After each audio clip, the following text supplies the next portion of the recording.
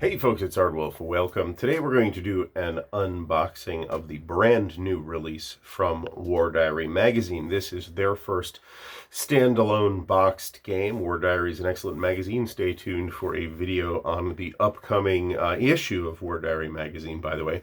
They were kind enough to send me their new game, Guadalcanal, The Battle for Henderson Field, by Mike Nagel, and it's my position that anything Mike Nagel's doing is worthy of investigation. So let us open her up and see what we get here. It is in a 1-inch box, and it looks like, I didn't even think to ask this, but it looks like this is printed by Blue Panther, and it is in a extremely crisp cellophane wrapper. So print on demand.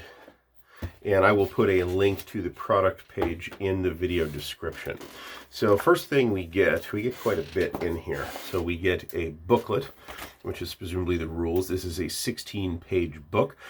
Game design, counter and map board art, all by Mike Nagel, executive producer Roy Matheson. And he's got a bunch of credits in here, including to the classic Avalon Hill Guadalcanal. So we are on a I'd say satin finish paper here, moderately sized text, full color booklet. Assuming, I'm making some assumptions about whether this is printed on demand by Blue Panther or not, and if so, I feel like they have stepped up their booklet production a bit. So this is a pretty simple game as far as I can tell. And this is a hex and counter game too, as you can probably tell from the illustrations. Looks like there's plenty of illustrations in here. We have some rather brief designer's notes at the back, about a page. Also, we get a War Diary magazine flyer for the magazine itself. You should so if you subscribe to War Diary, you get discounts on a bunch of stuff from a variety of different publishers. So go check that webpage out if you're interested. We have a optional reinforcements setup cards. These are on a nice thick, well, not super duper thick, but nice sturdy looking, nice feeling cardstock. We have 2 player aid cards with an attrition table and a TEC on one side. And on the other side, we have naval bombardment, artillery fire results, artillery replenishment. It looks like we have an artillery forward game here. Next up in the box, we get a small number of cards. So these are typically for print on demand stuff. Looks like there's about 15 cards here, something like that. These look like events rather than like activations or anything like that. And this one is looks like just a quality control card. There's, I don't know, 10 cards here, something like that. We get, okay, very interesting. We have 2 maps. Now, they're not like standard full-sized war game maps, and we get 1 6-sided die, which is a workman-like 6-sided die. We have 2 maps that look like they're about half size. That is correct. You know what? No, they're bigger than that. They're not quite full-size war game, like standard war game size maps, but they're bigger than half size. So the whole thing, you're not going to be able to see the whole thing. Let's see here. So Henderson Field here is right in the middle.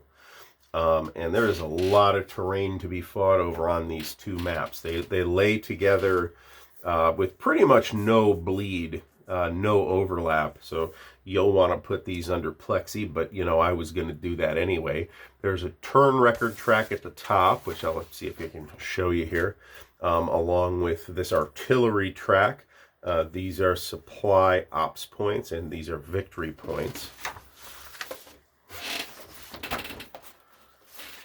So the maps have a nice look to them. Obviously, this is heavily jungled terrain. And we get quite a bit of cards here, or counter sheets here too. So these are this is the second game I've seen on this type of counter sheet. So we've got the green guys are going to be the Americans, and the sort of tan guys are going to be the Japanese. And there's basically 2 sheets of each. Now, this is an interesting counter sheet because what we have here is a cardboard core with kind of a wrap on the outside, center nibs on the counters, at least on these counters, but not on all the counters, just on some of them. These are, they look like a roughly 5/8 inch counter. And then we've got counters for move, stealth move. There's a stealth track. These are coming right out of the sheet. When you pick the sheet up, it's going to feel weird. But then when you actually like pull the counters out, the counters feel like completely normal. So there's kind of a top and bottom wrap on these things. And I don't see any particular registration issues or anything like that. They look pretty nice. And these are, at least the American units are battalions, as you can see. Looks like the Japanese units are battalions and some companies as well. Very interesting looking package here. Now, I'm making some assumptions about the production model they used here with this. Maybe this isn't Blue Panther, but it's in the same type of wrap box that we've seen from Blue Panther in the past. But these counters are not the same kind of counters I've seen from Blue Panther in the past. So maybe that's new. I don't know. I haven't bought anything from them for about 8-10 months, something like that. But it's possible they have, as they continue to adapt their production methods to the realities of modern publication. So this has been a super quick and rather nasal look at Guadalcanal, the Battle for Henderson Field. Again, from War Diary magazine. This is their first standalone game, and it looks meaty. In it for something that fits in a slim 1-inch box, this feels meatier than one would normally expect. So very interesting new release from them and designer Mike Nagel. Again, I will put a link to the product page in the video description, so check it out if you are interested. This is an interesting topic. And thanks to War Diary magazine for sending me a copy of this. Thanks also to the patrons of Ardwulf's Lair, without whose assistance and support it would be much more difficult to do any of the kinds of content that we do here. And thanks to you for watching the video. Please give it a thumbs up, subscribe to the channel if you want to see more wargaming content, and until next time, happy wargaming.